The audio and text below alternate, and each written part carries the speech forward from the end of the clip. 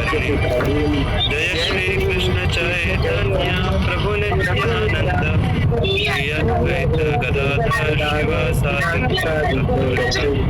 हरे कृष्णा कृष्ण कृष्ण हरे हरे, हरे राम राम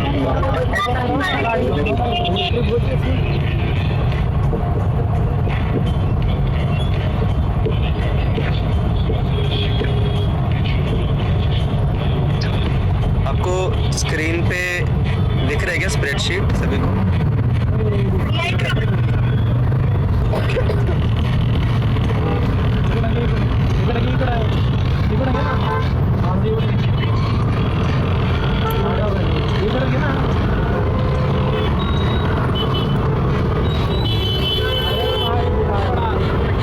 अभी दिख रहे हैं? यस प्रभु जी।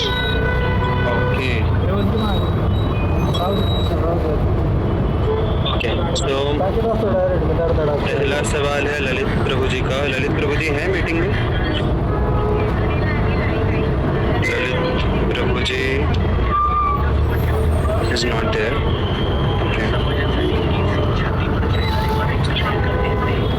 नेक्स्ट क्वेश्चन है निशा माता जी का। Nisha Mata ji is there right? Nisha Jadhav Mata ji. Yes, Prabhuji. Okay. Hare Krishna Prabhuji, as devotees we try to follow a sattvic diet and avoid onion,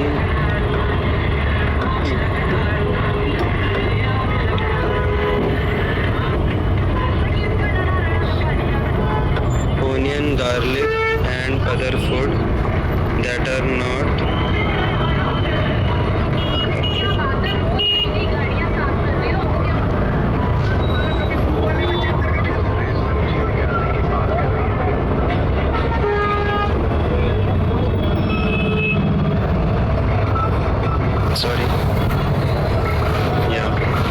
As devotees, we try to follow a sattvic diet and avoid onion, garlic and other foods that are not offered according to Vaishnava standards. However, in many temples, religious gatherings, family traditions, yatras and local festivals, the bhoga or prasadam offered may contain onion, garlic or ingredients that we generally avoid.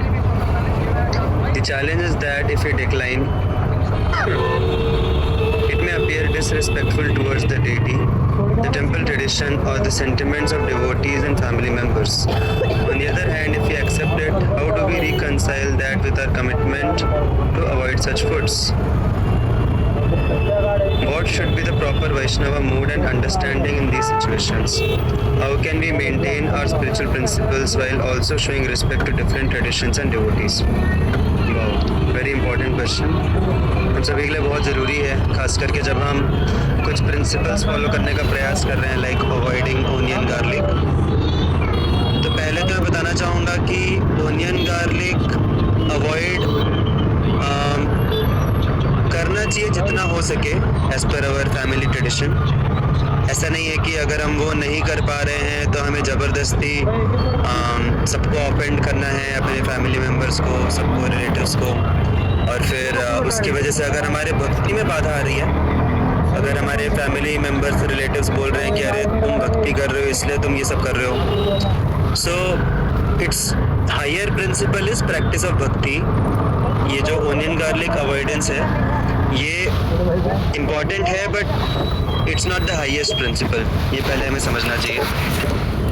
लेकिन जितना avoid करेंगे उतना अच्छा है हमारी भक्ति के लिए। तो उसका अवॉइड करने के अलग अलग तरीके हैं। जैसे एक तरीका है कि ज़रूरी नहीं है हम बोलें कि हम ये प्रिंसिपल फॉलो करते हैं इसलिए हम नहीं खाएंगे। We can give so many other reasons. बहुत सारे लोग हैं जो भक्ति नहीं करते, स्पिरिचुअलिटी फॉलो नहीं करते, फिर भी वो नहीं खाते onion garlic just because they don't like it, उनको पसंद नहीं है वो। हम बोल सकते हैं कि नहीं मुझे उसका टेस्ट अच्छा नहीं लगता, उसका स्मेल अच्छा नहीं लगता, या फिर मुझे उससे एलर्जी होती है। Like that we can tell different reasons and that is one thing. अगर फिर भी नहीं हो पाता है तो बेस्ट इज़ कि हम उनको डायरेक्टली बताएं लोगों को कि हमारे ये प्रिंसिपल्स हैं और हम ये फॉलो कर रहे हैं, और so that they are also clear with it. But अगर वैसा सिचुएशन नहीं है तो we can give various different excuses to avoid it. और अगर वो भी नहीं हो पा रहा है then we can just like sometimes in unavoidable situation हम उसको accept कर सकते हैं, लेकिन ज़रूरी नहीं है कि हम उसको consume करें. We can accept it, keep it with us, we can smile to them and we can say thank you, we can accept it. हम उसको अपने साथ रख सकते हैं और हम किसी और को दे सकते हैं, like that. तो ज़रूरी नहीं है कि ले लिया मतलब खाना ही पड़ेगा. तो इस प्रकार से हम अलग अलग तरीके से अवॉइड कर सकते हैं. Yeah, that's as far as my understanding goes. Is that okay, Mataji? Yeah.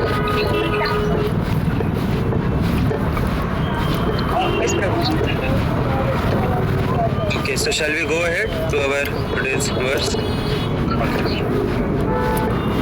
और किसी को इस क्वेश्चन के बारे में या इस आंसर के बारे में कुछ बोलना है या कुछ ऐड करना है तो कर सकते हैं, बिकॉज ये बहुत सारे आप में से काफ़ी लोगों को ये सिचुएशंस फेस हो रही होंगी. जैसे मिल्क से लैक्टोज इंटॉलरेंस होता है, वैसे ही आई से मैं ओनियन गार्लिक इंटॉलरेंट हूँ. अनलेस और until they google it and I get caught. Anyways, we can basically point is कि हम उनको कुछ तो रीज़न दे सकते हैं. So now we'll go to our today's shloka.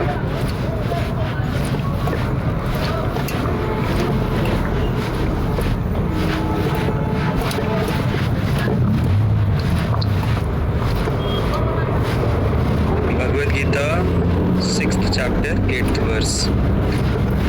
ज्ञान विज्ञान तृप्तात्मा कूटस्थो विजितेन्द्रियः युक्त इति उच्यते योगी समलोष्टाश्म कांचनः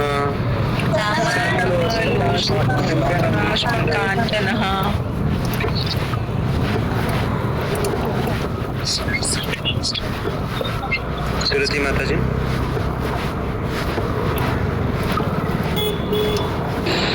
Translation: a person is said to establish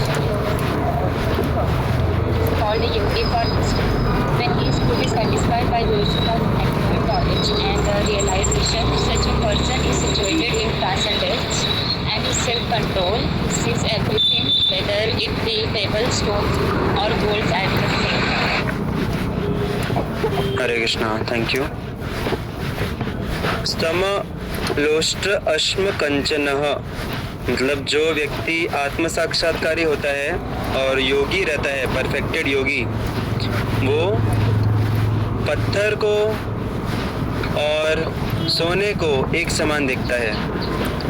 आप में से कोई बता सकता है इसका अर्थ क्या हुआ? पत्थर को और सोने को एक समान देखता है मतलब क्या हुआ? क्या वो अपने घर में जितना भी सोना है उसको फेंक देता है बाहर पत्थर समझ के, या फिर वो पत्थर की ज्वेलरीज बनाता है? क्या ये उसका अर्थ हुआ? ऑफ कोर्स प्रीशियस स्टोन्स की बनाई जाती हैं, बट यहाँ पे पेबल्स की बात की जा रही है. तो इसका अर्थ क्या हुआ कि पत्थर को और सोने को एक जैसा देखता है एक आत्म साक्षात्कारी व्यक्ति. दोनों को भोगता नहीं है. They are not the objects of our enjoyment. Yes, तो उसके घर में जो सोना रहता है उसको वो भोगता नहीं है, उसको वो फेंक देता है बाहर, या फिर उसको बस पड़े रहने देता है, कभी यूज़ नहीं करता. Does this mean that?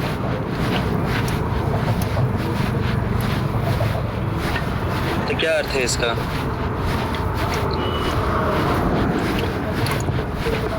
समदृष्टि से देखता है वो जो. क्या है वो समदृष्टि? वो तो समझ रहा है समदृष्टि है, बट व्हाट इज दैट समदृष्टि? सब कुछ यूजलेस है, जैसे पत्थर यूजलेस है वैसे गोल्ड भी यूजलेस है. Is that the समदृष्टि?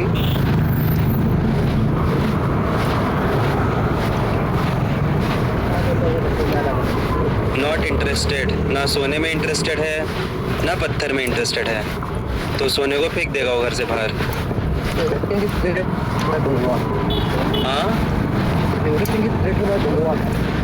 हाँ, ये हुई ना बात. प्रशांत प्रभु जी की जय. Thank you. प्रशांत प्रभु जी ने बोला ना, किधर है प्रशांत? या थैंक यू। तो जो आत्म साक्षात्कारी व्यक्ति है या योगी है, योगी का मतलब क्या होता है? योग मतलब जो हर चीज़ को योग करके देखता है, किससे? भगवान से योग करके देखता है। और आत्म साक्षात्कारी व्यक्ति क्या होता है? जो समझता है कि मैं कौन हूँ, मैं भगवान का अंश हूँ, तो वो भगवान को समझता है, मानता है भगवान को, जानता है उनके बारे में, और हर चीज़ को, इस पूरी सृष्टि की हर चीज़ को भगवान से संबंधित होकर देखता है। तो सम दृष्टि का मतलब ये नहीं है कि सारी चीज़ें हमें त्यागनी है या फिर सारी चीज़ें एक समान है तो एक चीज़ को दूसरी चीज़ की तरह यूज़ करो, नहीं। समदृष्टि का मतलब है समझना कि ये सारी जो चीज़ें हैं ये सब भगवान की शक्ति हैं और ये सभी भगवान की सेवा में हम नियोजित कर सकते हैं। That is the samdrishti. कि सोना जो है, सोना भी भगवान की शक्ति है, पत्थर भी भगवान की शक्ति है। तो कॉमन क्या हुआ सोने में और पत्थर में? हर चीज़ में कॉमन क्या हुआ कि हर चीज़ भगवान की शक्ति है। तो भगवान को केंद्र बिंदु में रख के जो व्यक्ति हर चीज़ को देखता है और हर चीज़ को भगवान से संबंधित इस्तेमाल करता है, उसको बोलते हैं आत्म साक्षात्कारी व्यक्ति या योगी। तो यहाँ पे एक बहुत इम्पॉर्टेंट प्रिंसिपल हमें पता चल रहा है गीता में से, जिसको बोलते हैं युक्त वैराग्य। आप में से कोई जानता है युक्त वैराग्य का अर्थ क्या होता है? आप लोगों ने सुना होगा कई बार। देखिए, वैराग्य अलग अलग प्रकार के होते हैं। एक वैराग्य होता है जिसको बोलते हैं श्मशान वैराग्य, फिर दूसरी श्रेणी का वैराग्य होता है जिसको बोलते हैं फल्गु वैराग्य, तीसरा होता है उसको बोलते हैं मरकट वैराग्य, एंड चौथा एक रहता है जिसको बोलते हैं युक्त वैराग्य। तो श्मशान वैराग्य होता है वो हमें कहाँ पे देखने को मिलता है?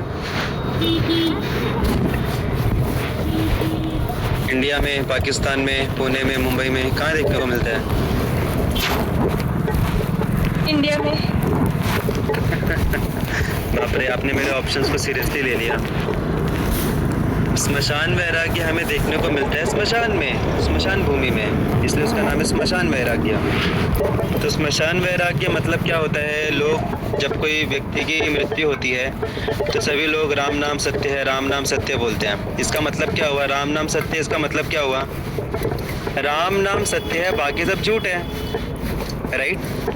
जब हम बोल रहे हैं राम नाम सत्य है, इसका मतलब क्या हुआ कि बाकी सब झूठ है जिनको हम सत्य मान के बैठे थे। तो जब अर्थी लेके क्या बोलते हैं, अर्थी या जो शरीर लेके जाते हैं, उस टाइम पे सब लोग जोर जोर से नारे लगाते हैं, लेकिन बाद में कितने लोगों को याद रहता है कि राम नाम सत्य है? कितने लोग राम नाम लेते हैं उसके बाद? कोई नहीं लेता। सब लोग वापस से जिस चीज़ को मिथ्या बोल रहे थे उसी में वापस से लग जाते हैं। तो इसको बोलते हैं स्मशान वैराग्य। कई बार लोग स्मशान भूमि में बोलते भी हैं कि अरे क्या ही रखा है हमारे जीवन में, सब कुछ व्यर्थ है, सब कुछ मोह माया है, एक दिन तो सब कुछ छिन जाएगा। ऐसा बोलते हैं लोग। आप लोगों ने कभी सुना है ऐसा किसी को बोलते हुए कि क्या ही अर्थ है जीवन का, अल्टीमेटली भगवान ही सब कुछ है? लेकिन ये जो साक्षात्कार है कहाँ तक टिकता है? स्मशान भूमि के बाउंड्री तक। बाउंड्री से बाहर निकलते ही फिर सामने चाय कॉफ़ी की का ठेला देख के सब भूल जाते हैं हम लोग। जस्ट जोकिंग, नथिंग अगेंस्ट चाय कॉफ़ी ठेला, बट पॉइंट इज कि ऐसा वैराग्य जो सिर्फ सर्कमस्टेंशियल है उसको बोलते हैं स्मशान वैराग्य। जैसे कई बार लोग मंदिर में आते हैं, बोलते हैं कि प्रभु जी इतना अच्छा लगा हमें मंदिर में आके, हमारी इच्छा हो रही है कि हम घर बार छोड़ के मंदिर में ही आके रहें, बस मंदिर में ही रह लें, यही हमारी इच्छा है। और फिर उसके बाद दिखते भी नहीं है, फिर उसके 2 दिन बाद फिर दिखते ही नहीं है। क्यों? क्योंकि वो जो वैराग्य आया था उनके हृदय में वो सर्कमस्टेंशियल वैराग्य था। वो हो सकता है उनके जीवन में कुछ परिस्थिति हो रही हो जिसकी वजह से वैराग्य आ रहा हो सकता है बीवी ने घर से बाहर निकाल दिया हो या बच्चे सुनते ना हो, तो वैराग्य आ गया।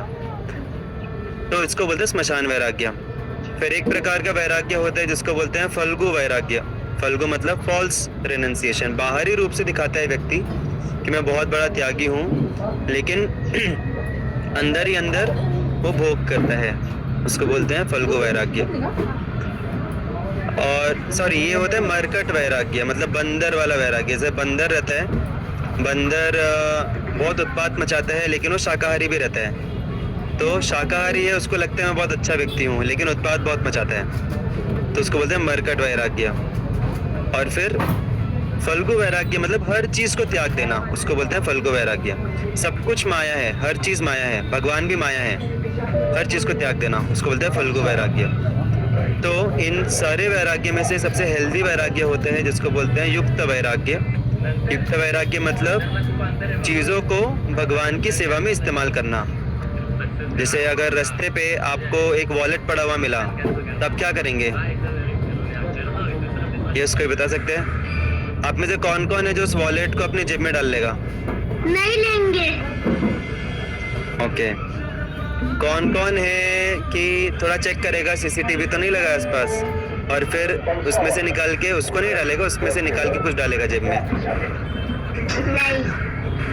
कुछ लोग थम्स अप कर भी रहे हैं, गुड। सो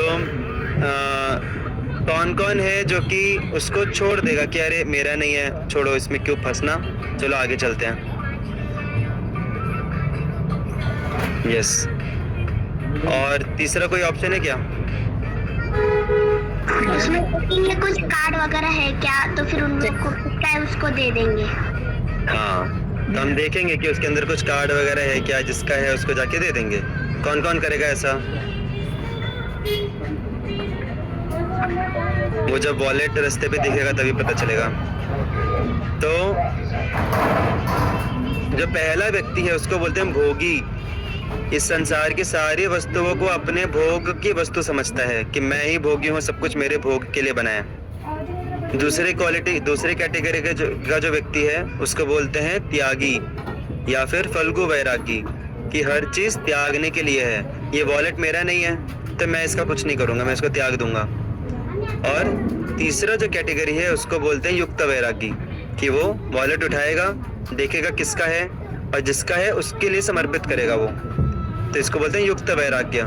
खुद के भोग के लिए वैराग्य रखना, वैराग्य की भावना रखना, लेकिन उसको यूज करना for the person to whom it belongs.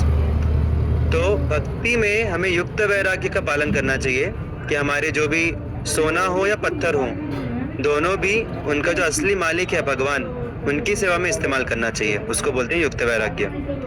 लेकिन यहाँ पे युक्त वैराग्य का पालन करने में थोड़ी दिक्कत भी आती है, और वो दिक्कत क्या है?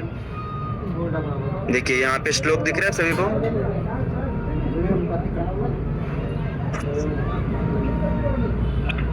यस। तो श्लोक में लिखा है such a person is situated in transcendence and is self controlled. तो युक्त वैराग्य को सही तरीके से कर पाने के लिए सेल्फ कंट्रोल बहुत जरूरी है, आत्म संयम बहुत जरूरी है। नहीं तो क्या होगा, आत्म संयम नहीं रहेगा तो हम बोलेंगे कि हम भगवान के लिए इस्तेमाल कर रहे हैं, लेकिन इस्तेमाल करते करते हम खुद भी भोग लेंगे उसको, उस वस्तु को। तो इसीलिए आत्म संयम बहुत जरूरी है। आप लोग बता सकते हैं जीवन में सामान्यतः हमें आत्म संयम की कब जरूरत पड़ती है, या आत्म संयम क्यों जरूरी है हमारे दिनचर्या में? किन किन कारणों से आत्म संयम जरूरी है, सेल्फ कंट्रोल जरूरी है? अच्छी हेल्थ मेंटेन करने के लिए। Yes, very good. अच्छी हेल्थ मेंटेन करने के लिए, क्योंकि अच्छी हेल्थ के लिए समय पे सोना, समय पे उठना, सही चीज़ खाना, गलत चीज़ अवॉइड करना, और एक्सरसाइज करना फिटनेस के लिए, ये सब बहुत ज़रूरी है। और इसके लिए आत्म संयम लगता है, सेल्फ कंट्रोल लगता है। तो इसीलिए हेल्थ के लिए, अपनी हेल्थ अच्छी मेंटेन करने के लिए आत्म संयम की ज़रूरत है। बोल रहा हूँ मैं बस, लेकिन मैं खुद भी फॉलो नहीं कर पाता but I try as much as possible. But हमें पता होना चाहिए कम से कम कि आत्म संयम से हमारा हेल्थ भी अच्छा रहता है। सेल्फ कंट्रोल, सेल्फ डिसिप्लिन, वही हम बोल रहे हैं कि सेल्फ डिसिप्लिन, सेल्फ कंट्रोल क्यों ज़रूरी है।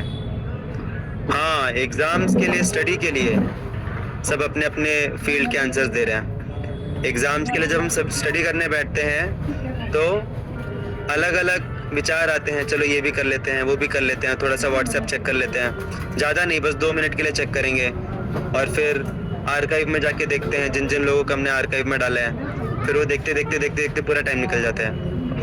तो इसीलिए बहुत ज़रूरी है कि हम सेल्फ कंट्रोल रखें। Very good. और कुछ चैट में और भी कुछ आया, स्ट्रेस रिड्यूस करने के लिए। सेल्फ कंट्रोल से स्ट्रेस कैसे रिलेटेड है?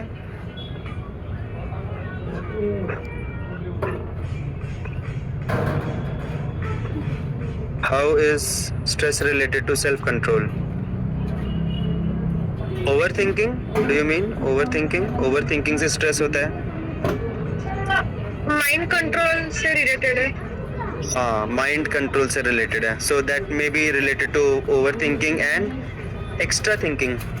ओवर थिंकिंग और एक्स्ट्रा थिंकिंग में फर्क होता है। ओवर थिंकिंग मतलब एक ही चीज के बारे में सोचते बैठना, और एक्स्ट्रा थिंकिंग मतलब बहुत सारी अननेसेसरी चीजों के बारे में सोचना जो कि जरूरत भी नहीं है, अलग अलग चीजें सोचते बैठना।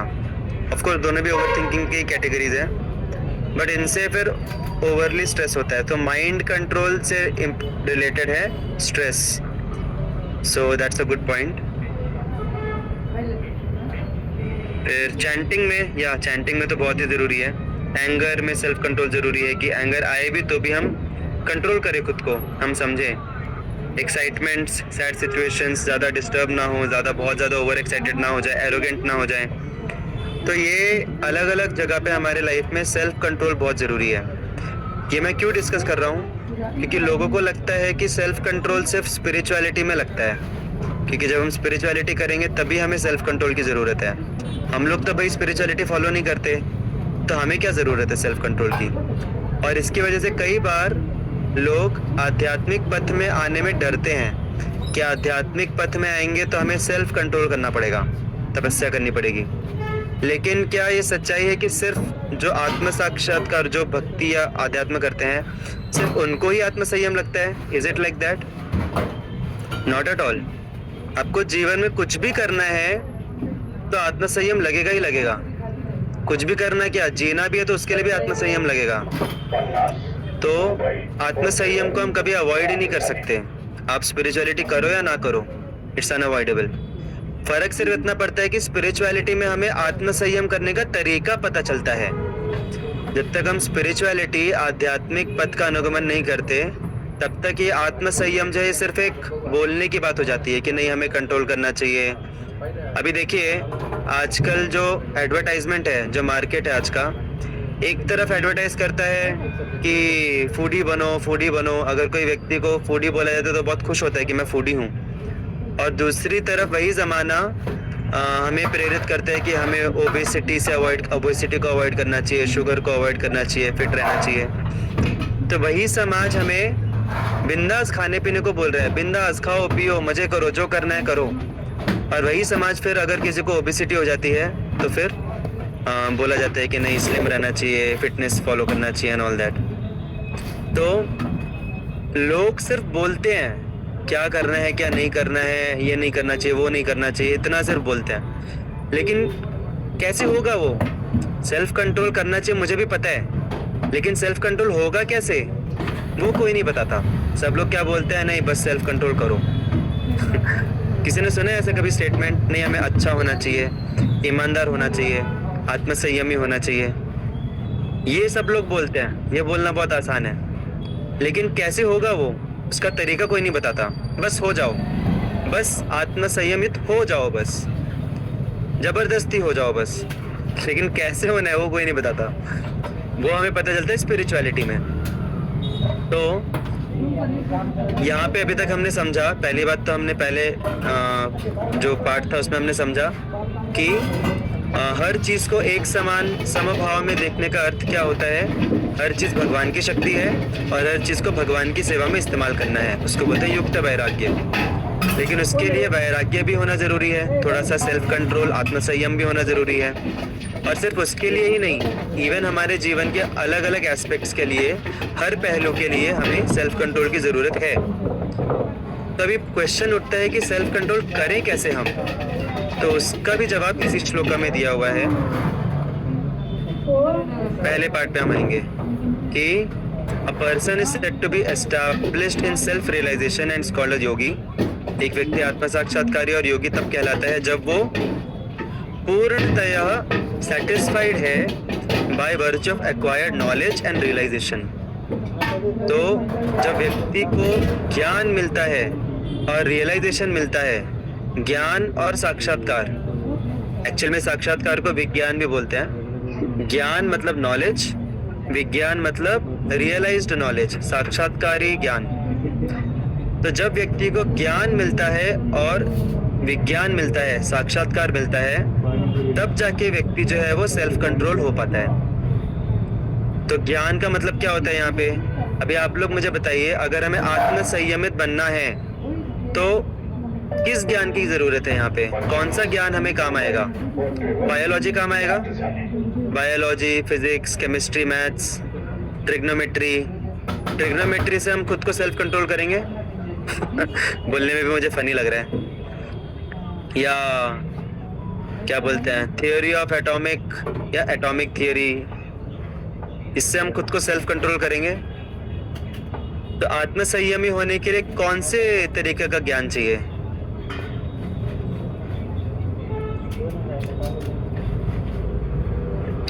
Spiritual, okay. थोड़ा और स्पेसिफिकली कोई बोल सकते हैं? भक्ति मार्ग की ज्ञान।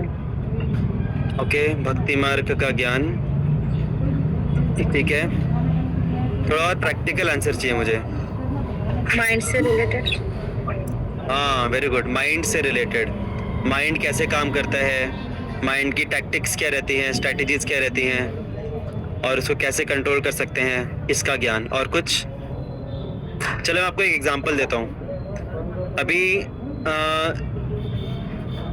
जैसे एक उदाहरण है कि कोई व्यक्ति अगर डांस कर रहा है, ठीक है, स्टेज के ऊपर डांस कर रहा है, और वो बहुत अलग अलग मूव्स हमको दिख रहे हैं, अलग अलग प्रकार के मूव्स कर रहा है वो डांस करते करते, और हम देखते देखते हम एकदम मंत्रमुग्ध हो जाएंगे, कितना अच्छा डांस कर रहा है ये।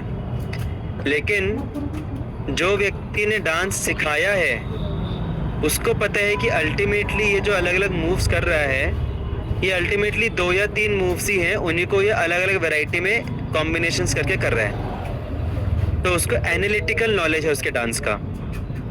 समझ रहे हैं एग्जाम्पल? जो व्यक्ति डांस टीचर है उसको उसका एनालिटिकल नॉलेज है, तो उसको ज़्यादा आकर्षित नहीं करेगा वो डांस, क्योंकि उसको पता है कि अल्टीमेटली ये घूम फिर के वही स्टेप्स कर रहा है अलग अलग तरीके से। तो ये जो एनालिटिकल ज्ञान है, एनालिटिकल मतलब हर चीज़ के रूट में जाना और उसको बुद्धि से एनालाइज करके समझना, इसको बोलते हैं एनालिटिकल नॉलेज। और ये जो नॉलेज है ये हमें विरक्त बनाता है, विरक्त नहीं बोलेंगे, हमें सेल्फ कंट्रोल बनाता है। जैसे कि मैंने बताया कि अभी जो डांस टीचर है वो बहुत ज़्यादा एक्साइटेड नहीं होगा वो डांस देख के, उसको पता है कि अल्टीमेटली क्या है ये। लेकिन जो सामान्य व्यक्ति है जिसको नहीं पता उसके डिटेल्स, उसको एनालिसिस नहीं पता उसके डांस का, तो वो बहुत ज़्यादा मंत्रमुग्ध हो जाएगा उससे। तो उसी प्रकार से जब हम समझते हैं कि शरीर क्या है, हमारा जो शरीर है वो क्या है, हमारा मन क्या है, हमारी इंद्रियां क्या है, ये दुनिया क्या है, ये दुनिया कैसे बनी है, इस दुनिया में जो अलग अलग नियम कानून है वो कैसे काम करते हैं, तो जब हम खुद को और इस दुनिया को एनालिटिकली समझेंगे अब जाके हमें सेल्फ कंट्रोल आएगा, क्योंकि तब हम मंत्रमुग्ध नहीं होंगे। हमको पता है कि ये ऐसी चीज़ है, ये ऐसा दिख रहा है, इसलिए ऐसा काम कर रहा है।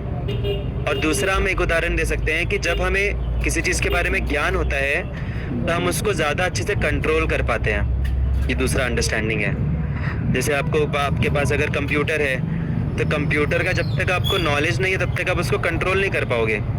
तो जितना ज़्यादा ज्ञान रहेगा आपको कंप्यूटर का, उतना ज़्यादा आप कंप्यूटर को कंट्रोल कर पाओगे। तो अगर हमें खुद को संयमित करना है, खुद को संयमित करना मतलब अपने शरीर को, अपने इंद्रियों को, अपने मन को, क्योंकि जनरली हमें अनियंत्रित कौन बनाता है? हमारा मन बनाता है, हमारी इंद्रियां बनाती हैं, राइट? तो मन और इंद्रियों को अच्छे से समझना, अपने शरीर को अच्छे से समझना, और ये दुनिया के जो अलग अलग प्रलोभन हैं, अलग अलग जो वैरायटीज़ दिखती हैं हमें, उन सबको एनालिटिकली समझना। जैसे कोई अगर योगी है, आत्म साक्षात्कारी व्यक्ति है, उसके सामने कोई बहुत सुंदर स्त्री भी आ जाएगी तो उसको समझेगा कि ये शरीर है इसका, ये जो शरीर है ये सुंदर है, और ये शरीर नश्वर है, एक न एक समय के बाद ये बुढ़ापा आ जाएगा। और ये क्या है अल्टीमेटली, ये शरीर ये सिर्फ सेल्स और क्या बोलते हैं हम, टिश्यूज, फ्लैश, ब्लड, इनका बना हुआ शरीर है ये। तो वो एनालिटिकली देखेगा, वो उसमें बह नहीं जाएगा भावनाओं में। तो इसको बोलते हैं ज्ञान। तो जितना हमें ज्ञान रहेगा उतना ज़्यादा हम आत्मसंयमित हो पाएंगे। और ये ज्ञान मिलता है भगवत गीता में से, ये ज्ञान मिलता है हमारे शास्त्रों में से। अभी बात आती है विज्ञान की। तो विज्ञान का मतलब क्या होता है? विज्ञान का मतलब होता है उस ज्ञान का साक्षात्कार होना। अभी हम सभी को पता है कि हम ये शरीर नहीं है, हम आत्मा हैं, और ये शरीर, ये दुनिया नश्वर है, और अल्टीमेटली इस दुनिया में एक ही चीज़ है जो इम्पोर्टेंट है सबसे ज़्यादा, वो है दुनिया की हर चीज़ को भगवान की सेवा में इस्तेमाल करना। लेकिन क्या हम इस सत्य के आधार पे जी पा रहे हैं?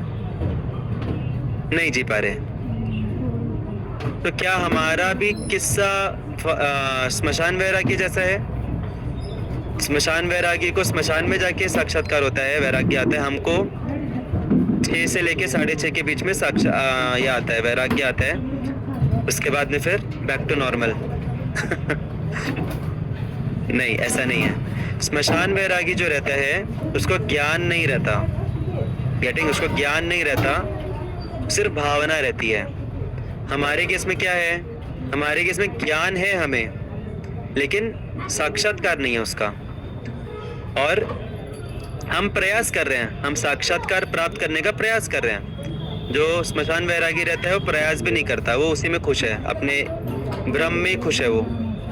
तो ये जो साक्षात्कार है, ये कैसे मिलता है? विज्ञान कैसे मिलता है? विज्ञान मिलता है प्रैक्टिस से। जब हम ज्ञान को प्रैक्टिस में लाएंगे तो वो विज्ञान बनता है। अभी ज्ञान को प्रैक्टिस में कैसे लाएं? हमको पता है कि हम भगवान, हमारा जो शरीर है भगवान की संपत्ति है, तो हम ये शरीर नहीं है। तो इसका प्रैक्टिकल एप्लीकेशन क्या हुआ कि हम सुबह को उठें, हम थोड़ा समय भगवान के लिए नियोजित करें, भगवान का नाम चैंटिंग करें, हम अपनी वाणी को इस्तेमाल करें भगवान की सेवा में, अपने कान को, अपने गले को इस्तेमाल करें, अपनी जीवा को इस्तेमाल करें भगवान की सेवा में, और हम भगवान के बारे में सुने, सेवा करें। तो ये सब जो है ये प्रैक्टिकल एप्लीकेशन है ज्ञान का। तो जब हम प्रैक्टिकल एप्लीकेशन करते हैं तब जाके भगवान की कृपा से फिर हमें साक्षात्कार होता है। और तब जाके जितना ज़्यादा साक्षात्कार होगा उतना ज़्यादा हमारा आत्मसंयम बढ़ेगा। और फिर जितना ज़्यादा आत्मसंयम बढ़ेगा उतना ज़्यादा फिर हम अपने पूरे ओवरऑल लाइफ को अच्छे से जी पाएंगे। चाहे वो फिटनेस हो, चाहे वो हमारी एजुकेशन हो, कोई भी फील्ड हो, आत्मसंयमित बनेंगे तो फिर हर फील्ड में हम ज़्यादा इफेक्टिव हो पाएंगे। और अल्टीमेटली जो हमारा दृष्टि है हर चीज़ को भगवान की संपत्ति के रूप में देखना और भगवान के लिए इस्तेमाल करना, और ऐसे करके करते करते फिर हम अल्टीमेट हमारा जो परम लक्ष्य है जीवन का, भगवान का प्रेम प्राप्त करना, वो हम प्राप्त कर पाएंगे। तो आई जस्ट समराइज, क्योंकि हमने बहुत कुछ डिस्कस किया। हो सकता है आप लोगों को लग रहा हो कि अरे बहुत कुछ बोल दिया बट कुछ समझ में नहीं आ रहा। तो आई जस्ट समराइज क्विकली। तो पॉइंट ये है कि जितना ज़्यादा हम ज्ञान अर्जन करेंगे शास्त्रों से, और जितना ज़्यादा हम विज्ञान साक्षात्कार अर्जन करेंगे भगवान की कृपा प्राप्त करके, भगवान की कृपा प्राप्त होती है जब हम भक्ति करते हैं, चैंटिंग करते हैं, भक्तों का संग करते हैं, सेवा करते हैं, तो उससे साक्षात्कार होता है, खुद का आत्म साक्षात्कार होता है, और हमें परम आनंद जो है उसका साक्षात्कार होता है। तो जब ये ज्ञान और साक्षात्कार जब हमें मिलता है तब जाके धीरे धीरे हमारा आत्मसंयम बढ़ता है, और फिर जितना ज़्यादा आत्मसंयम बढ़ेगा फिर उतना ज़्यादा हम अपने पूरे जीवन में इफेक्टिव हो पाएंगे और अल्टीमेटली भगवान की प्राप्ति कर पाएंगे। So that's all we discussed in short. I just end with one last very nice pastime. Rishi Vishwamitra जो हैं, विश्वामित्र मुनि, उन्होंने बहुत हजारों साल तक तपस्या की, लेकिन क्योंकि उनको साक्षात्कार नहीं था भगवान का, इसीलिए जब रंभा आई, मेनका आई, उर्वशी आई, तो फिर उनकी योग पद्धति में से पतन हो गया। लेकिन वहीं एक आचार्य है जिनका नाम है हरिदास ठाकुर, वो डेली 3 लाख नाम चैंटिंग करते थे, हरे कृष्ण महामंत्र। जो हम लोग हरे कृष्ण महामंत्र चैंटिंग करते हैं वो 64 राउंड्स करते थे, दिन रात चैंटिंग करते थे। तो जब उनके सामने एक वैश्य आई वेश्या भी आई और माया देवी खुद आई उनका टेस्ट लेने के लिए। तो जब माया देवी खुद उनका परीक्षा लेने आई, उनको उन्होंने लुभाने की कोशिश की, उनके पथभ्रष्ट करने की कोशिश की, लेकिन फिर भी वो पथभ्रष्ट नहीं हुए। ऐसा नहीं कि उन्होंने खुद को बहुत ज़्यादा कंट्रोल किया, उनको इच्छा ही नहीं हुई कुछ करने की। क्यों? क्योंकि उनको ऊंचा आस्वादन मिल रहा था। जो चैंटिंग कर रहे थे, भगवान का नाम जब ले रहे थे, तो भगवान का नाम लेने से उनको ऊंचा आस्वादन और ऊंचा साक्षात्कार हो रहा था, जिसके सामने वो जो माया देवी है, उसके सारे प्रलोभन फीके थे भगवान के साक्षात्कार के सामने। तो जितना ज़्यादा हम अच्छे से भक्ति करेंगे, उतना ज़्यादा हमें ऊंचा स्वाद मिलेगा, और फिर ये जो निचला स्वाद है ये फीका लगेगा, और फिर उतने ज़्यादा हम आत्मसंयम में हो जाएंगे। Hare Krishna. Will stop here. Thank you so much for your active participation.